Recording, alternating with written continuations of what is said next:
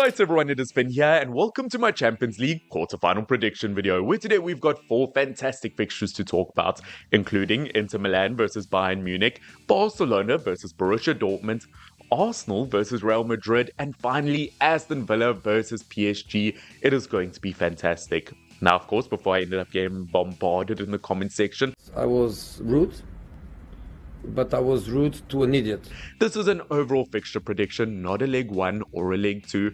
So of course, if I end up getting a prediction wrong for just the first leg, remember it is not over until it is over. But of course, you guys also know the drill by now. Make sure to put your predictions in the comment section down below so that we can look back later on and see who got it right and who got it wrong. And of course, also, if you end up enjoying these kinds of videos, do subscribe down below, as we are so close to 20,000 subscribers. But of course, let's jump straight into our first game with Inter Milan versus Bayern Munich. What an absolute classic game this is going to be.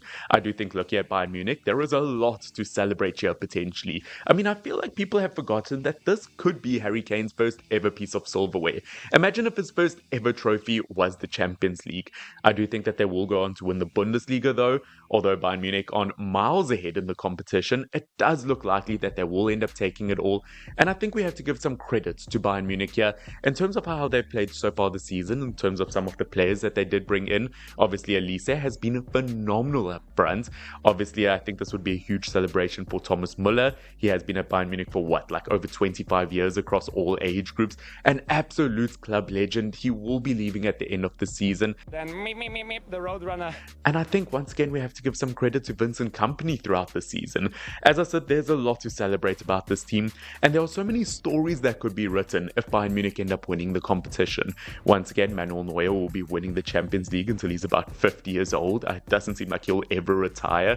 But you know what? Inter also a seriously top team. It was only a few years ago where they reached the Champions League final. They are currently top of the Serie A, kind of a tiny bit more of a margin now in a very competitive season. I mean, there were points where Napoli looked like they could have won it, where Atalanta looked like they could have, but now Inter have that tiny bit of a gap. And once again, these are two giants going on to face each other. I would definitely love to see that Martinez versus Kane kind of striker rivalry there. I think it is going to be absolutely phenomenal. And if I had to be honest with you, I do think that both teams will win their respective home legs. But if I had to choose a single winner here, I do think it could potentially go to penalties. But I do think Bayern Munich will just take it. Now, in our second game, it is Arsenal versus Real Madrid. Now, looking at Arsenal, they have bottled so many competitions this season. It's a disgrace.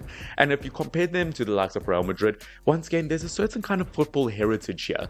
Real Madrid historically are used to winning. They've won this competition 15 times already. Arsenal have never won the Champions League. Once again, it is football heritage. It could be very, very tricky. Although Arsenal having Bukayo Saka back in the team, if there is one man to be the difference maker for them, it will be him. But saying that though, defensively, Courtois could be back in goal for Real Madrid here, which once again, one of the best goalkeepers in the world over the last 5 to 10 years. He will not be an easy man to pass. This game could go in absolutely either direction here, but if I had to choose a favorite, I have to go for Real Madrid. Historically, they are still gigantic, obviously. I don't know whether they'll end up winning, obviously, La Liga this season, but once again, when it is the Champions League, we know that they turn up. But of course, jumping into our third game, Barcelona versus Borussia Dortmund. Now, I don't think we can necessarily sleep on either of these teams. I think a lot of people will immediately go to the likes of Barcelona, talking about how phenomenal they've been throughout the season. Obviously, they were really brilliant in the group stage. I'm still worthy. Where overall they could obviously win La Liga as well. But looking at Borussia Dortmund, they did reach the Champions League final last year. No, they haven't been phenomenal in the Bundesliga, nor necessarily in the group stage of this competition. But we can't forget that in the last 8 teams in the Champions League, all teams kind of deserve their spot where they are at the moment, and anyone can almost take it from this point on. Obviously, Guirassy has been phenomenal, one of the top goal scorers in the Champions League this season, but so is Raphinha from Barcelona, so once again, that'll be an interesting matchup. I do think overall, though, I think if you had to just look purely at consistency, obviously Barcelona would be the favourites in this matchup. I mean, you just look at the talent throughout that entire team, from the likes of Pedri, he's been phenomenal this season. Szczesny coming out of retirement, we don't even have to talk about how brilliant his story is. Obviously, Lamine Yamal, one of the best young players in the world. Actually, you know what? He is the best young player in the world this season. The likes of Lewandowski still delivering. As I said, Raphinha. I mean, if Barcelona end up going all the way to the final and win the competition, Raphinha could be a Ballon d'Or winner, which would be fantastic to see. He was special.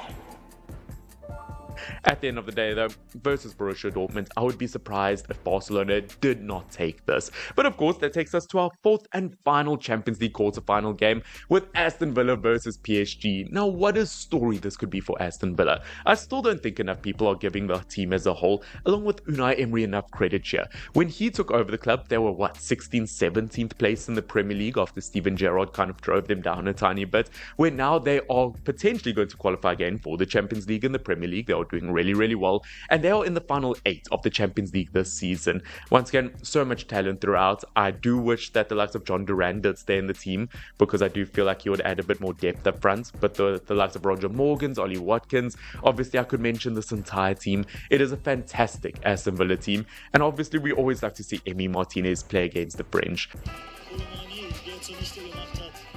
But looking at PSG, they've also been phenomenal this season. I did predict in the previous round that they would beat Liverpool. Many people laughed at me, but they ended up doing so. They've also beaten the likes of Manchester City in the Champions League this season. They have literally just won the French league. This PSG team, I do think a lot of people still sleep on them, and they could end up winning their first ever Champions League this season. Obviously, I think much like Raphinha, if Dembele goes all the whole way with this PSG team, he could also win a Ballon d'Or, which, how crazy would that be, by the way, if Ousmane Dembele won a Champions League before Mbappe and Erling Haaland? You all laughed at me.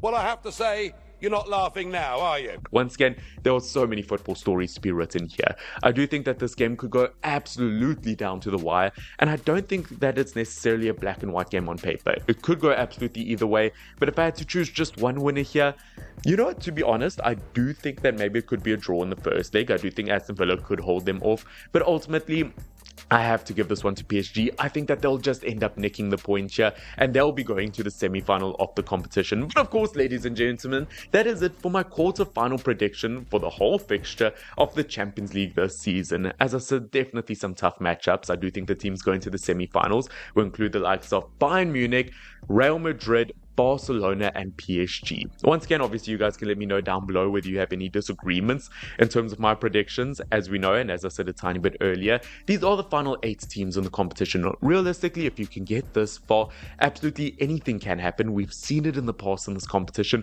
There's a lot of talent still on display here, and you know, it's almost proven that kind of changing the Champions League format was the correct decision. Obviously, there was a lot of criticism beforehand in terms of changing absolutely everything. As we said, if it ain't broke, don't fix it. But it has proven to be quite a fruitful competition that still allows, dare I say, underdogs to compete. Many people wouldn't have expected teams like Aston Villa to make it this far, but they have definitely impressed throughout. But you guys know the drill. As I said, let me know in the comment section down below what your predictions are, and don't forget to like and subscribe if you want to kind of show this channel a bit of support. The support has been fantastic lately, so close to 20,000 subscribers. But guys, this has been Finn, FYNN. I love and appreciate every single one of you.